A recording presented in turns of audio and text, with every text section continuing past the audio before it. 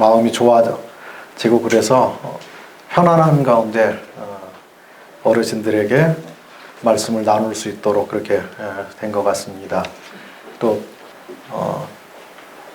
이렇게 모이신 분들에게 또 2번 걸쳐서 말씀 교제 이렇게 하게 됐는데 감사한 마음도 있고요.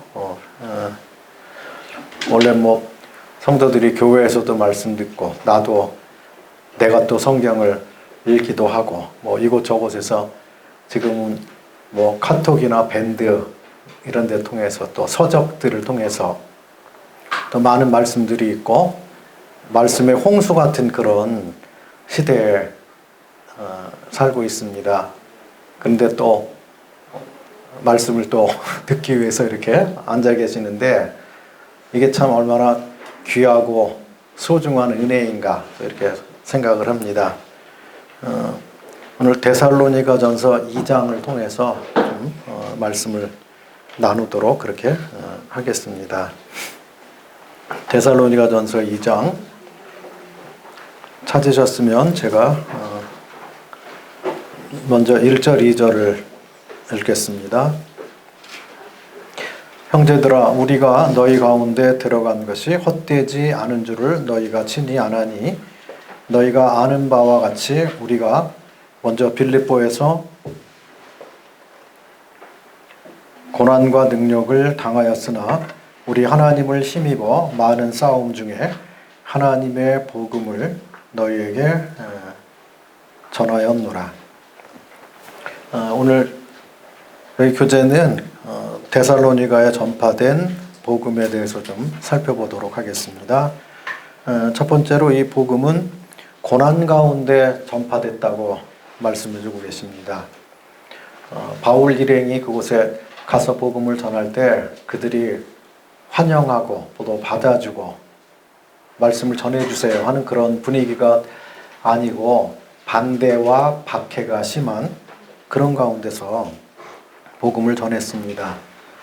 그냥 밀어내고 그냥 반대하는 그 정도가 아니고 생명의 위협을 받는 그런 적극적인 반대죠. 그런 고난 속에서 이 바울 일행이 구원받은 사람이 전하지 않으면 안 되는 생명을 바쳐서라도 해야만 하는 그런 하나님 앞에서의 강한 책임감 그런 것들이 있기 때문에 그거 가지고 이제 사명이라고 말하죠. 내가 그 일을 끝까지 해야만 된다. 고난이 아무리 커도 반대가 심해도 그것을 이기고 그것을 뚫고 하나님의 복음을 말해야만 한다.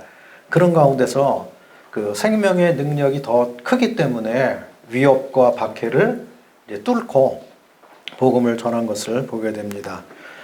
오직 능력과 성령과 큰 확신 가운데서 하나님 주시는 기쁨으로 담대하게 복음을 말한 것이죠. 제발 믿어주세요 하는 어떤 뭐 그런 게 아니고 복음을 전하는 것은 선포인 거잖아요. 왕의 메시지를 전능자의 메시지 하나님의 메시지를 내가 전령 역할을 하는 거죠. 거기에 내가 뭐 그걸 약화시킨다거나 내가 하나님 말씀이 부족해 보여가지고 내가 내 것을 거기다 뭘 끼워 넣는다거나 인간의 사상이나 뜻을 거기다가 살짝 얹어가지고 한다거나 그런 게 아니고 왕의 메시지를 하나님의 말씀을 그 복음을 있는 그대로 담대하게 그들에게 사람들 반응을 보고 한다 그러면 야, 좀 세게 말했다간 큰일 나겠는데 저들이 반대하고 돌 던지면 어떻게 하지? 그렇게 해가지고 사람 마음을 먼저 생각하고 하나님 말씀을 부드럽게 만들어가지고 그렇게 한 것이 아니고 이제 바울은 책임감을 가지고 하나님 말씀 있는 그대로 전하려고 한 것이죠. 왜냐하면 하나님 말씀은 살았고 운동력이 있고 능력이 있는 것이죠. 말씀을 접하고 그리고 고민해야 할 사람은 말씀을 들은 사람이죠. 그래서 그들이 하나님 말씀이 사실인가 이게 정말인가 이것을 고민해보고 말씀을 믿게 되면 구원의 역사가 일어나게 되는 거죠. 그래서 십자가와 부활을 바울이 힘있게 증거한 것을 보게 됩니다. 데살로니가에 들어가서 많은 고난을 받았죠. 그래서 오래 있지 못하고 새 안식일 동안만 회당에 가서 복음을 전하고 그렇게 하고, 반대가 심하기 때문에 바울이 오래 머물지를 못하고 다른 곳으로 장소를 옮겼습니다. 그래서 데살로니가에 복음이 들어갔을 때 그곳에 반대와 박해 가운데 고난 속에서 복음이 증거가 됐습니다. 3절부터 5절까지 읽어보시면, 우리의 권면은 간사함이나 부정에서 난 것이 아니요 속임수로 하는 것도 아니라 오직 하나님께 옳게 여기심을 입어 복음을 위탁받았으니, 우리가 이와 같이 말함은 사람을 기쁘게 하려 함이 아니요 오직 우리 마음을 감찰하시는 하나님을 기쁘시게 하려 함이라. 너희가 알거니와 우리가 아무 때에도 아첨하는 말이나 탐심의 탈을 쓰지 아니한 것을 하나님이 증언하시느니라. 데살로니가에 전파된 복음은 참 진실하게 전파된 복음입니다. 순수하고 올바른 동기 가운데 복음을 전했습니다.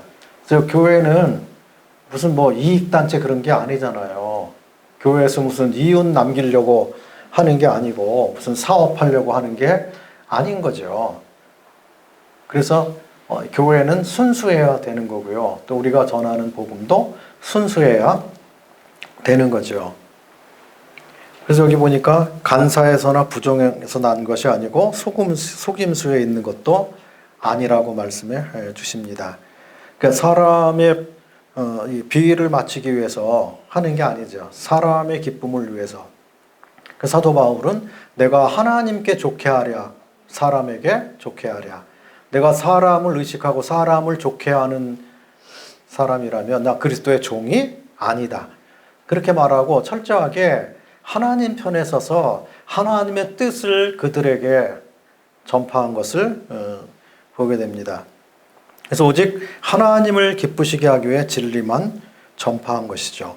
그래서 바울은 그들에게 아첨의 말이나 탐심의 탈을 쓰지 않고 경건을 무슨 이익의 재료로 쓰지 않고 복음을 전했습니다. 성경은 대형교회 만들려고 한 게 아니죠.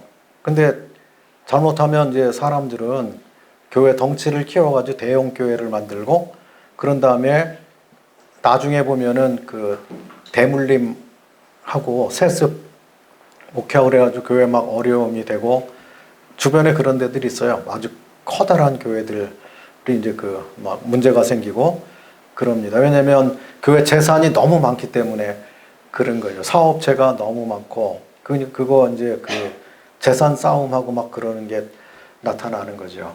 교회는 이제 하나님이 있으라고 한 그 목적에서 너무 멀리 간 거죠. 빗나가 버린 것이죠. 교회는 절대 이익단체가 아니죠. 복음을 전하는 것이 그 사람에게 내가 뭘 얻기 게 아닌 거죠. 그리스도께서 나에게 베푸신 은혜와 사랑을 내가 그것으로 충만하고 충분하기 때문에 너는 거저 받았으니 거저 주어라. 이렇게 말씀했기 때문에 하나님께 받은 은혜와 사랑을 사람들에게, 필요로 하는 사람들에게, 죄인들에게, 하나님의 은혜가 필요한 사람들에게 값없이 전하고 섬기는 것이죠. 그래서 수단과 방법을 가리지 않고 많은 사람을 모으는 것이 아니라 진심으로 복음을 깨닫고 변화된 사람들의 모임, 그게 교회인 것이죠.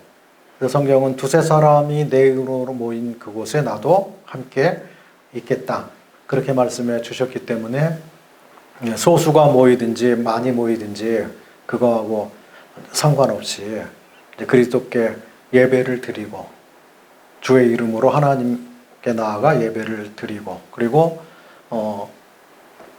나아가서 또 복음을 전해서 구원받은 사람들이 또 그리스도의 지체가 되도록, 교회의 지체가 돼서 함께 섬겨가도록 그렇게 하는 것이죠. 우리 주님께서 이 땅에 오셔서 복음을 전하실 때 기적도 행하시고 그럴 때 오병이의 기적을 통해서 수많은 사람들이 예수님께 나왔습니다. 요한복음 6장에 보면 예수님께서 그들에게 모여 있는 사람들의 속마음을 주님께서 아시기 때문에 너희가 나를 따르는 것이 내 말씀을 인해서 온 것이 아니고 떡을 먹고 배부른 까닭에 왔다. 그래서 속마음 들켰어요. 유대인들이 마음 찔렸죠. 그리고 나서 주님과 많은 변론을 한 다음에 살리는 것은 여기니 육은 부익하도다 이렇게 말씀할 때 저들이 최종적으로 다 떠나가고 12사람만 남았습니다. 막 수백 수천 명 수만 명이 되겠죠. 오병이의 기적은 그 남자만 5,000명 떡을 먹었다고 하잖아요. 그러면 그 숫자가 얼마나 많겠어요. 그 수많은 사람들이 예수님을 막 찾아서 왔는데 근데 예수님께서 진리를 거기다 말씀하실 때 수많은 사람들이 갔습니다. 그리고 12명 남았는데 한 명은 또 가짜죠. 가룟 유다는 진짜 믿은 사람이 아니니까. 그런데 예수님께서 남아있는 제자들에게 너희도 가려느냐 그렇게 말씀했어요. 그러니까 진리를 인해서 온 것이 아니면 하나님 말씀을 인해서 온 것이 아니면 가도 된다. 그렇게 한 거예요. 중간에 뭐 갈 거니까 중간에 이상해질 거니까요. 그래서 생명이 그 속에 없는 걸 아니까. 그럴 때 베드로가 위대한 신앙 고백을 하죠. 생명의 말씀이 주님께 있는데 우리가 주님을 떠나 어디로 가겠습니까? 예수님께서 기뻐하셨어요. 그것을 알게 하신 분이 혈육이 아니고 사람이 아니고 하나님께서 너에게 그것을 알려주셨다. 그래서 그 11명을 주님께서 자기 제자로 곁에 두시고 그리고 3년 동안 동고동락하시고 같이 다니시면서 예수님께서 행하시며 가르치신 것을 보게 됩니다. 근데 우리는 가르치시며 행했더라. 순서를 그렇게 하기가 쉽잖아요. 먼저 말을 가르치고 그런 다음에 뭐 나중에 배우는 그렇게 생각하기 쉬운데 주님께서는 행하며 가르치셨다. 예수님이 가르치신 거하고 사람이 보통 하는 거하고는 좀 많은 차이가 있는 것을 보게 됩니다. 그래서 우리가 복음을 전하는 목적이 순수하고 올바른 동기 가운데서 해야 된다 하는 것이죠. 6절부터 보시면 또한 우리는 너에게서든지 또 다른 이에게서든지 사람에게는 영광을 구하지 아니하였노라. 우리는 그리스도의 사도로서 마땅히 권위를 주장할 수 있으나 도리어 너희 가운데서 유순한 자가 되어 유모가 자기 자녀를 기름과 같이 하였으니 우리가 이같이 너희를 사모하여 하나님의 복음뿐 아니라 우리의 목숨까지도 너에게 주기를 기뻐함은 너희가 우리의 사랑하는 자 됨이라. 형제들아 우리의 수고와 애쓴 것을 너희가 기억하리니 너희 아무에게도 폐를 끼치지 아니하려고 밤낮 일하면서 너희에게 하나님의 복음을 전하였노라. 우리가 너희 믿는 자들을 향하여 어떻게 거룩하고 옳고 흠이 없이 행하였는지에 대하여 너희가 증인이요 하나님도 그러하시도다. 너희도 아는 바와 같이 우리가 너희 각 사람에게 아버지가 자기 자녀에게 하듯 권면하고 위로하고 경계하노니 이는 너희를 부르사 자기 나라와 영광에 이르게 하시는 하나님께 합당히 행하게 하려 함이라. 여기는 이 복음이 사랑으로 전파됐다고 말씀하고 계십니다. 하나님은 사랑이시고 그리고 사랑을 인생들에게 전달하기 위해서 예수 그리스도를 통해서 아버지의 사랑이 얼마나 크고 놀라운지를 우리 죄인된 우리들에게 온 세상에게 보여주신 거죠. 전시하신 것이고 그리고 예수 그리스도께서 그 사랑을 확증해 주신 것이죠. 그래서 복음을 전하는 그 목적이 뭐 교회를 이루는 목적도 마찬가지겠죠. 여기 보니까 사랑으로 복음이 전파됐다. 여기 보니까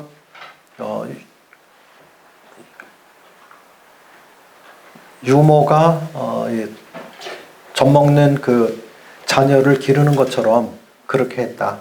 이제 바울이 그곳에 들어가서 복음을 전한 것은 그들 위해 군림하려고 하는 것도 아니고 그들에게 높임을 받으려고 한 것도 아니고 무슨 뭐 높은 자리에 기독교 회장이 돼가지고 뭘 행세를 하려고 하는 그런 것도 아니고 뭐 돈벌이를 위해서 한 것도 아니고 그리고 성도들을 모아서 자기 이익의 재료로 삼으려고 한 것도 아니고 순전한 사랑으로 말미암아 그들을 진심으로 섬기려고 하는 그런 태도로 한 것을 보게 됩니다. 그래서 어머니가 젖먹이 자녀를 돌보는 것 같이 자녀를 낳으면 그 아이가 얼마나 연약해요. 그러면 그 낳은 엄마가 아이를 제대로 돌보지 않으면 그 아이는 살 수가 없는 거죠. 야, 낳아준 것도 힘든데 뭐 너 돌봐주는 것까지 내가 해야 되겠어? 그렇게 해가지고 아이한테 아이를 낳아놓고 잘 살아봐라 그러고 빠이빠이 그러고 가면은 어떻게 되겠어요? 아이 죽겠죠. 타조는 알을 낳고 그냥 간다며요. 어떻게 되든지 말든지. 그러니까 운이 좋으면 사는 거고 안 좋으면 죽는 거고 그렇겠죠. 그런데 우리 인생은 짐승보다 훨씬 연약해요. 약해요. 제일 오랫동안 어머니가 길러야 되잖아요. 젖대고 그리고 걷고 대소변 자기가 가리고 그리고 자기가 걷고 활동하고 그 한참 걸리잖아요. 네? 그래서 유아기 때 어릴 때는 부모의 손길이 계속 필요한 것이죠. 잠도 못 자고 뭐 업어줘야 되지. 아프면 들쳐업고 뛰어가야 되지. 병원 달려가야죠. 그리고 열나고 그러면 막 부모가 더 막 노심초사 해가지고 막 하나님께 기도하고 살려달라고 하고 그리고 온갖 사랑을 다 베풀고 이렇게 하지요. 그래서 어머니가 젖먹이 자녀를 돌보는 것처럼 목숨까지 주려고 하는 진실한 사랑으로 바울이 복음을 전했다고 하는 것이죠. 그러니까 이론적으로 말로만 한 어떤 그런 것이 아니고 진심으로 사랑하고 섬겼다고 하는 것입니다. 그래서 복음을 전하고 또 구원받은 사람들이 생겨나게 될 때 영적인 유아로 인식하고 그리고 먼저 된 성도들이 나도 저런 때가 있었지. 나도 그 구원받고 처음에 참 너무 모르는 게 많고 그렇게 했어. 선배된 그 믿음의 선진들 그런 분들의 참 도움을 내가 참 많이 받았어. 이제 이런 것들을 깨닫고 생각하고 그래서 복음을 전할 때 부모의 마음으로 젖먹이 자녀를 돌보는 그런 진실한 사랑. 근데 바울은 내가 목숨까지 주고자 하는 사랑으로 대했다.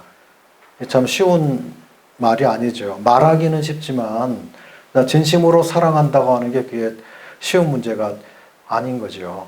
그의 아픔을 나의 아픔으로 생각하고 그의 어려움을 나의 어려움으로 간주하고 그래서 최선을 다해서 그를 위해서 돌보고 기도하고 도와주려고 하는. 그래서 이 세상은 다 이기적인 곳이잖아요. 이기적인 사랑을 합니다. 그래서 세상 사람들이 하는 사랑은 자기 의를 자기 자아를 충족하기 위해서 하는 그래서 기부도 하고 뭐도 하고 모두 설립하고 단체도 설립하고 거기서 할 때 이제 사람들이 저 사람 훌륭한 사람이야. 돈 벌어가지고 사회 활동을 참 많이 하는 사람이야. 어떤 자기 만족을 위해서도 있는 거죠. 그런데 이 복음은 그런 측면이 아니고요. 영광과 모든 찬사는 주님만 받으시면 되기 때문에 그래서 이 성도들의 어떤 섬김은 자기를 드러내려고 하는 그런 것이 아니죠. 진실하게 섬기려고 하는 그런 거고요. 그리고 이 세상에서는 어떤 그 모금 활동 막 그런 것들을 통해 가지고 생색내고 이렇게 한다고 하고 그런 것들이 참 많습니다. 그런데 하나님의 교회에서는 그럴 필요가 없는 거고요. 그리고 주님만 영광을 받으시면 되기 때문에 우리가 선을 행할 때도 옳은 소리 하는 일을 왼손이 모르게 하는 그런 경우가 또 많이 있는 거죠. 교회 헌금할 때도 그래서 우리가 자기 이름을 쓰지 않고 그렇게 하잖아요. 무기명으로. 하나님만 아시면 되는 거니까. 그래서 여기 데살로니가의 복음이 전파됐는데 사랑으로 전파됐다. 이렇게 말씀하고 계십니다. 그래서 뭐 이곳에 여러 교회에 좀 소속돼 있잖아요. 여기 그 동탄 복음 그 전도를 위해서 이제 함께 모여서 봉사하고 이렇게 계시는 거죠. 그래서 내가 할 일은 내가 섬기는 그 교회를 진짜 사랑하고 또 성도들을 섬기는 것. 믿음의 역사와 사랑의 수고와 소망의 인내를 여기 데살로니가서에 말씀하고 계시는데 성도들을 사랑한다고 하는 것은 내가 희생하고 수고하는 것을 말합니다. 그래서 성경은 말과 혀로만 사랑하지 말고 행함과 진실함으로 하라 그렇게 가르쳐주고 계십니다. 하나님께서 그것을 보시는 것이죠. 저 사람은 말만 하고 행위가 따르지 않는 사람인지 아니면 자기가 말한 것대로 그렇게 실천하는 사람인지. 주님 앞에 가서 칭찬받고 상 받는 것은 네가 말을 얼마나 잘했느냐를 가지고 상을 주시는 게 아니고 행함과 진실함으로 했느냐 그거에 따라서 주님께서 칭찬하시고 상급을 주실 거라고 믿습니다. 그래서 복음이 진짜 말로만이 아니고 행함과 진실함으로 데살로니가에 전해진 것을 보게 됩니다. 그럴 때 진정한 역사가 일어나는 것이죠. 이 땅의 모든 교회는 다 부흥을 갈망합니다. 저도 우리 교회가 부흥되기를 원합니다. 뭐 수원 중부교회도 마찬가지겠죠. 의자가 빈자리가 있는데 여기 꽉 채워주셨으면 좋겠습니다. 꽉 차가지고 넘쳐가지고 이사 갔으면 좀 좋겠습니다. 그러겠죠. 동탄도 마찬가지예요. 여기 뭐 의자가 요만큼 있는데 이거 꽉 차가지고 용신할 수 없게 해주시면 옆에 좀 넓은 데로 가면 되잖아요. 그죠? 주님이 여기 꽉 채워주십시오. 부흥하게 해주십시오. 부흥되는 거 싫어하는 교회 있습니까? 없잖아요. 다 부흥하기를 원합니다. 근데 부흥을 갈망하는데 이 교회를 부흥되게 해주십시오. 이 교회 그 구도자들로 넘쳐나게 해주시고 그리고 복음을 믿고 꽉 차서 막 그렇게 해주십시오 하고 기도한다고 하는 것은 다른 말로는 내가 당신을 섬기겠습니다. 그 뜻이거든요. 하나님께서 보내주시는 사람이 성격이 고약하든 손이 많이 가든 문제가 많든 가난뱅이든 어떻게 됐든지 간에 하나님이 받으신 사람, 하나님이 보내주신 그 사람은 성격이 까다롭다고 할지라도 제가 그와 함께 되고 그 아래로 내려가서 맞춰주며 섬기기를 원합니다. 희생하기를 원합니다. 그 뜻이에요. 희생하지 않고 섬기지 않으면 성도들이 늘어날까요? 안 늘어나요. 줄어듭니다. 구도자가 올까요? 안 옵니다. 주님께서 영혼을 붙이시고 보내실까요? 안 오셔요. 안 와요. 왜냐하면 내가 영혼을 붙이고 보내봤자 너희가 섬길 수가 없어. 그런데 보내주실 필요가 없잖아요. 그런데 그 교회가 준비되어 있을 때 진짜 사랑이 넘치고 진짜 성도들을 섬기려고 하는 마음이 있고 그리고 구도자가 오면 정말 다 밝은 얼굴로 친절한 모습으로 그리고 그들을 어떻게 케어해야 될까를 생각하고 무슨 이익을 바라고 대가를 바라고 나를 알아줘라 뭐 그런 게 아니고 내가 하는 모든 섬김을 주님이 보고 계시잖아요. 우리는 주님 앞에서 하는 것이죠. 주의 얼굴빛 앞에서 하는 것입니다. 그래서 내가 하는 어떤 사랑의 수고나 섬김을 사람들이 몰라줘도 돼요. 몰라도 되고 하나님만 아시면 되는 거죠. 그렇게 될 때 하나님 앞에서 진정한 믿음으로 섬기게 될 때 기쁨이 충만하게 되는 것이죠.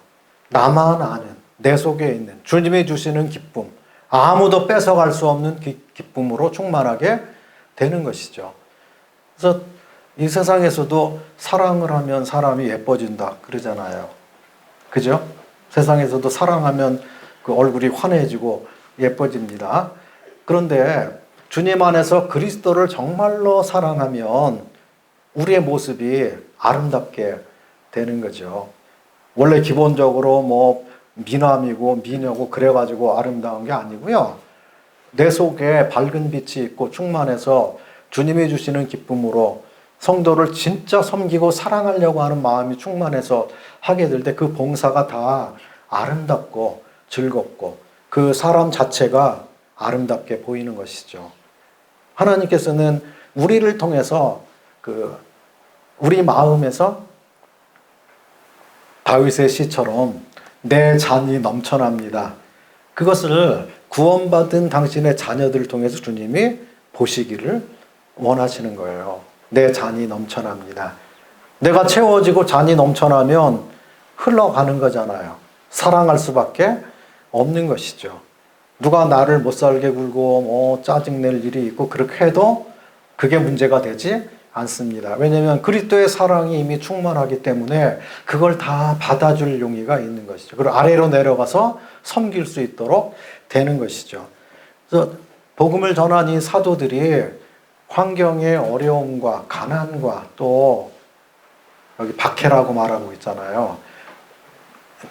생명이 위협받는 협박, 그런 속에서도 그 노이로제 걸리고 막 우울증 걸리고 그러지 않겠어요? 복음 전하러 가기만 하면 막 돌 던지려고 그러고 그러면 그거 어떻게 하겠어요? 하고 싶겠어요? 그런데 이 바울과 그 전도자 일행들이 데살로니가에는 우리 복음 바울 혼자 간 게 아니라 그 디모데와 실라가 같이 가서 복음을 전했기 때문에 데살로니가 그 서의 특징은 우리 복음이 그렇게 표현되어 있습니다. 보조를 같이 하고 한 하나님을 바라보고 함께 동역하고 섬기는, 그래서 우리 복음. 그래서 교회는 다 동역하는 사람들의 모임이에요. 그 동탄여기 노인 전도 집회가 또 잘 운영되는 것도 서로 동역하기 때문에 그런 것이죠. 서로 도와주고 함께하고 자기 할 일을 찾고, 그리고 내가 있어야 할 그 자리에 있고, 누가 빠지면 또 다른 사람이 또 와서 그걸 또 감당을 그렇게 하고, 그러는 가운데 이제 서로 동역하기 때문에 한 사람이 와서 복음을 전한다 그래도 함께 다 협력해서 한 게 되는 것이죠. 교회의 일이나 사역이나 이런 것들도 같은 것이죠. 한 사람이 하는 것이 아니고 거기 다 기도도 같이 하고 함께 동역하고 도와주고 그렇게 하는 것입니다. 근데 이 복음이 정말 사랑 가운데 전파됐느냐? 사랑으로 전파되면 역사가 일어나게 됩니다.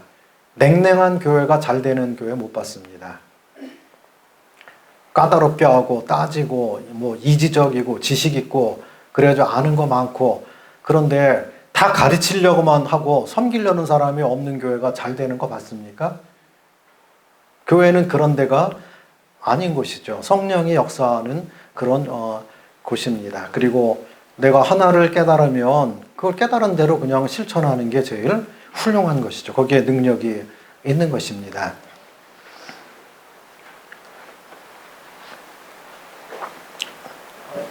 다윗의 후처였던 아비가일이 생각이 납니다. 나발이 죽은 다음에 다윗이 그 여자를 아내로 삼기 위해서 자기의 부하들을 보냈습니다. 그럴 때 아비가일이 거기 절을 하고 그리고 급히 따라갔는데, 그때 그가 이런 고백을 합니다.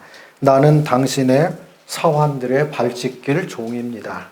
이게 얼마나 아름다운 표현입니까? 내가 왕비가 되러 갑니다. 다윗이 나중에 왕이 될 걸 내가 아는데 난 똑똑한 사람입니다. 그래서 나는 시세를 알고 잘 분별한 사람입니다. 그곳에 가서 내가 이 나라를 얻고 다윗이 대왕이 앞으로 될 텐데 그 나라에 가서 나 팔자 피는 거지. 그렇게 돼가지고 좋은 위치, 거기 가서 호의호식하고 그걸 생각하고 간 게 아니라 이 아비가일은 나는 당신의 사원들의 발 씻길 종으로 갑니다. 다윗이 얼마나 기뻐했겠습니까? 미갈로부터 그 상처 있고 속상한, 미갈은 그런 여자가 아니었잖아요. 그런데 아비가일을 통해서는 다윗이 얼마나 큰 위로를 받았겠느냐 하는 것이죠.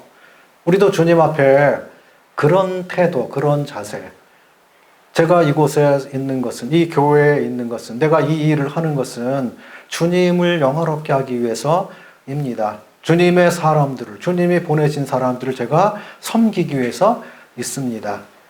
이 표현을 가장 낮은 표현으로 발 씻길 종입니다. 이렇게 표현을 했습니다. 주님께서도 십자가를 지시기 전에 사랑하는 자기 제자들의 발을 씻겼습니다. 무슨 세족식 하라고 한 게 아닌 거잖아요. 그건 무슨 퍼포먼스를 위해서 한 게 아닌 거잖아요. 너희도 나처럼 해라. 내가 주와 선생이 돼서 너희들의 발을 씻겼는데 너희도 그렇게 해라. 그런 것이잖아요. 섬기는 사람이 되라. 그것이죠. 그래서 교회로 모인 성도들이 다 섬기려고 하는 태도로 있다면 그 교회는 훌륭한 교회가 될 것입니다. 자기 이익을 차리고 뭐 이게 분별이 다르다고 그것 때문에 무슨 미워하고 다툼이 있고 교회가 막 세 조각 네 조각 나고 그런 일이 일어나겠습니까? 섬기러 왔는데 내가 종인데 형님 먼저 아우 먼저 그렇게 하겠죠. 겸손이라고 하는 것은 다른 사람을 나보다 낮게 여기는 거잖아요. 그래서 그를 진짜 존중하고 어리더라도 존중하고 그 이야기를 들어보고 그런 다음에 나중에 또 뭐 가르쳐주고 권면해주면 되는 거죠. 말도 못하게 하고 말 한마디 하면 틀렸다 그러고 막 그 면박을 주고 야단을 치고 그럴 필요는 없는 것이죠. 왜냐하면 시간이 흘러야 그 세워지고 배우고 깨닫는 거지 뭐 처음부터 어떻게 알아요? 처음 구원받을 때부터 뭐 다 잘 알았나요? 제가 27살 때 구원을 받고 31살 때 연천으로 갔어요. 뭘 얼마나 배웠고 얼마나 알았겠습니까? 새파랗게 젊은 사람 연천에 가가지고 거기서 집사람 자매는 27살이었어요. 27살에 애 하나 들쳐업고 그리고 거기 갔습니다. 배웠으면 얼마나 배웠고 알면 얼마나 알았겠어요. 아는 건 주의 복음밖에 없죠. 불타는 마음 그거밖에 없어요. 그런데 가서 사람들을 섬기고 그 어른들도 있고 노인들도 있고 여러분이 다 오시죠. 근데 그분들을 섬기고 복음을 전하고 뭐 말씀을 알면 얼마나 알겠어요. 무슨 깊이 있는 말씀을 알겠어요? 그냥 뭐 내가 깨달은 걸 말하고 복음을 말하고 근데 구원의 역사가 막 일어나요. 구원의 역사는 누가 주시는 거예요? 하나님이 주시는 것이죠. 그래서 나는 이 교회의 주모입니다. 김추자 자매 여기 와 있는데 이 교회에 내가 여주 섬기기 위해서 주님이 보내신 사람 섬기기 위해서 있는 사람입니다. 그래가지고 군인들도 밥도 해먹이고 구도자들도 밥도 해먹이고 뭐 노인들도 뭐 밥 해먹이고 뭐 이렇게 하고 도와줄 사람 도와주고 아픈 사람 뭐 저기 병원 모시고 다니고 그렇게 사는 거예요. 복음을 전하고 말로만 한 게 아니고 거기 같이 온 그런 사람을 진짜 구원받으면 형제 자매로 여기고 그리고 육신의 친척보다 믿음 안에 있는 그 형제 자매가 더 가까운 것을 알고 그것을 진짜 실천하고 사랑하고 이렇게 살았습니다. 그래서 행복한 사람 누구냐? 사랑하는 사람 행복한 거예요. 복음을 전할 때 왜 행복해져요? 주의 사랑을 말하기 때문에 내가 행복해지는 거죠. 그리고 감사하게 됩니다. 복음 열심히 전하는 사람이 무슨 죄를 안 짓게 되잖아요. 죄 짓는 거하고는 반대 일을 하는 거잖아요. 하나님의 사랑을 논하고 그 사랑을 심기를 원하고 그리고 복음을 받아들인 사람들이 변화되기를 원하고 그래서 그들을 위해서 기도하기를 원하고 관심을 가지고 도와주려고 하고 그렇게 하는 것이죠. 그래서 여기 그 바울은 내가 목자의 마음으로 그리고 부모의 마음으로 사람들을 섬겼다. 그러니까 젖먹이 유아를 기르는 어머니의 심정으로 데살로니가 사람들을 섬겼다. 이렇게 표현하고 있습니다. 그 다음에 19절, 20절 우리의 소망이나 기쁨이나 자랑의 면류관이 무엇이냐? 그가 강림할 때 우리 주 예수 앞에 너희가 아니냐? 너희는 우리의 영광이요 기쁨이니라. 데살로니가에 전파된 복음은 소망 가운데 복음이 전파가 됐습니다. 만약에 누가 직장 생활을 한다고 할 때요, 가서 봉사활동 하려고 직장 다니는 사람 있습니까? 뭘 바라잖아요. 월급을 바라보고 직장에서 일을 하죠. 그리고 월급에 민감합니다. 나는 일을 더 많이 하는데 저 옆에 사람 일을 더 조금 하는데 나는 왜 조금밖에 안 올려줘요? 그거 민감해요. 그래서 노조에서 뭐 회사 이익이 많이 남았는데 우리는 왜 이만큼밖에 안 올려주냐 그러고 돈 더 달라 그러고 그러는 거잖아요. 심각해요. 돈 조금 주면 회사를 옮기기도 하지요. 나를 요만큼밖에 일은 많이 시켜먹고 돈은 왜 요만큼밖에 안 주는 거야. 그러면 다른 데 또 가기도 합니다. 화가 나가지고. 그래요. 그러니까 직장에서 일할 때 월급을 바라보고 수고합니다. 농부가 씨를 뿌릴 때 나 심심풀이로 내 건강을 위해서 내 소일거리를 위해서 그냥 씨를 뿌립니다. 결과는 상관없습니다. 열매가 맺든지 안 맺든지 난 상관없습니다. 그렇게 씨 뿌리는 사람 없을 거예요. 씨를 뿌릴 때 얼마나 힘들어요. 봄에 씨 뿌릴 때 그때 제일 힘들어요. 허리 아프고 땀나고 5, 6월 빛이 또 얼마나 따가워요. 막 등이 새까맣게 되고 얼굴이 새까맣게 막 탑니다. 새까만 사람이 돼요. 그 5월달, 6월달 씨 뿌릴 때. 그래서 그 전에 그런 말이 있잖아요. 봄에는 며느리를 보내고 가을에는 딸을 보낸다 그러잖아요. 추수할 때. 봄볕은 뜨거워가지고 막 힘들고 덥고 땀도 나고 허리 구부리고 힘들어요. 그러니까 며느리한테 가서 밭에 가서 일하라 그러고 가을에는 마음이 즐거워요. 추수할 때니까 곡식단을 갖고 옵니다. 그리고 해가 짧아요. 봄은 해가 얼마나 긴데요. 제일 길어요. 6월 22일 날이 화제인데 제일 길잖아요. 근데 가을 가면 해가 짧아져요. 금방 집에 돌아와야 돼. 근데 기뻐요. 일도 덜 씻고. 그래서 이 풍성한 소출, 수확을 위해서 고생하고 견디고 일한다고 하는 거죠. 복음도 마찬가지예요. 사도 바울이 그렇게 복음을 전했는데 구원 받든지 말든지 구원 안 받았으면 좋겠다. 그런 마음으로 하는 건 아니잖아요. 간절한 마음으로 진짜 구원받기를 원하는 마음으로 저 사람에게 주의 영이 들어가서 사람이 변화되고 행복해지도록 그렇게 소원하는 가운데 복음을 전한 거잖아요. 소망 중에 복음을 전했다고 하는 것입니다. 씨를 뿌린 다음에 그 결과를 바라는 거잖아요. 우리가 회사 가서 일을 하고 그 소득을 월급을 바라보는 것이죠. 그래서 시편 126편에 보면 울며 씨를 뿌리러 나가는 자는 기쁨으로 단을 거두리라 이렇게 말씀하시잖아요.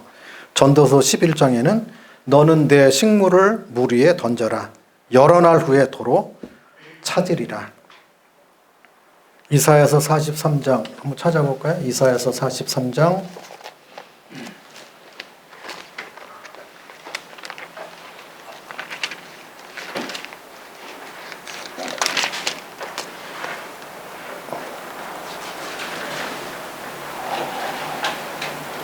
이사야서 45장이군요. 45장 23절. 내가 나를 두고 맹세하기를 내 입에서 공의로운 말이 나갔은즉 돌아오지 아니하나니 내게 모든 무릎이 꿇겠고 모든 혀가 맹세하리라 하였노라. 하나님의 입에서 의로운 말이 나갔기 때문에 그냥 돌아오지 않는다. 하나님 말씀이 떨어진 곳에서 무슨 결과가 나타난다. 열매를 맺게 된다. 그것을 말씀해주고 계십니다. 그래서 우리는 복음을 계속 전해야만 되는 것이죠. 그래서 사도 바울이 디모데에게 죽기 전에 유언한 말씀 중에 너는 말씀을 전파해라. 때를 얻든지 그렇지 않든지 오직 말씀을 전파해라. 왜냐하면 이 생명의 말씀만이 사람들을 구원하고 그에게 진정한 행복으로 인도해 주기 때문에 복음의 중요성과 그 위대함을 가르쳐 주는 것이죠. 그래서 데살로니카에 이렇게 복음이 전파됐습니다. 고난 가운데 전파됐고 진실하게 전파됐고 사랑으로 전파됐고 소망 가운데 전파됐습니다. 복음 전파의 결과 여기 13절 데살로니가 전서 2장 13절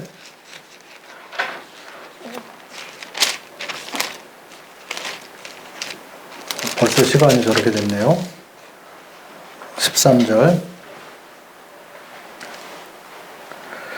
이러므로 우리가 하나님께 끊임없이 감사함은 너희가 우리에게 들은 바 하나님 말씀을 받을 때 사람의 말로 받지 아니하고 하나님 말씀으로 받음이니 진실로 그러하도다. 이 말씀이 또한 너희 믿는 자 가운데서 역사하느니라. 형제들아 너희가 그리스도 예수 안에서 유대에 있는 하나님의 교회들을 본받은 자 되었으니 그들이 유대인들에게 고난을 받음과 같이 너희도 너희 동족에게서 동일한 것을 받았느니라. 유대인은 주 예수와 선지자들을 죽이고 우리를 쫓아내고 하나님을 기쁘시게 하지 아니하고 모든 사람에게 대적이 되어 우리가 이방인에게 말하여 구원받게 함을 그들이 금하여 자기 죄를 항상 채우매 노하심이 끝까지 그들에게 임하였느니라. 복음 전파의 결과는 데살로니가 사람들이 변화됐다고 하는 것입니다. 그들이 하나님 말씀을 믿고 하나님 말씀의 인도를 받았습니다. 그래서 저들이 하나님의 교회를 본받고 그들이 유대인들이 자기 동족들에게 고난받으면서 복음을 전하는 것처럼 유대인 중에 믿는 사람들이 이방인들도 데살로니카에서 주님을 선택하고 옳은 길을 선택하고 구원을 받은 다음에 내 속에 계신 그리스도 영광의 주님을 증거하다가 동일한 고난을 받았다고 말하고 있습니다. 그래서 유대에 있는 하나님의 교회를 그들이 본받았고요. 십자가의 일에 동참하게 됐고 십자가의 길은 좁은 길이에요. 고난받는 길입니다. 그런데 진리의 길이고 생명의 길이고 소망의 길이고 영광스러운 길입니다. 유대교회가 복음 때문에 핍박을 받았는데 데살로니가 교회도 동일하게 복음 때문에 자기 동족들에게 고난을 받았습니다. 우리도 마찬가지죠. 십자가의 길을 끝까지 가려고 하면은 땅에서도 뭐 친구들에게 따돌림 당할 수도 있고요, 무시를 받을 수도 있고요, 그리고 뭐 싫은 소리 들을 수도 있고 그렇습니다. 친구 관계를 끊어버려야 할 그런 경우도 생기기도 하지요. 그러나 우리는 주를 믿고 십자가의 길을 끝까지 가야 되는 그런 사람들이죠. 바울의 권면을 생각하며 복음과 함께 고난을 받으라고 말씀을 해주셨는데 우리도 우리의 남은 길, 남은 사역, 남은 삶을 하나님께 맡기고 그리고 영광의 복음을 저도 전수받아서 그것을 끝까지 전하고 제 후대에게 이것을 가르쳐서 계속 전하도록 그렇게 하고 싶습니다. 우리의 소망이 또 그렇게 돼야 된다고 여겨집니다. 네. 좀 쉬었다가 2부 교제하도록 하겠습니다. 감사합니다.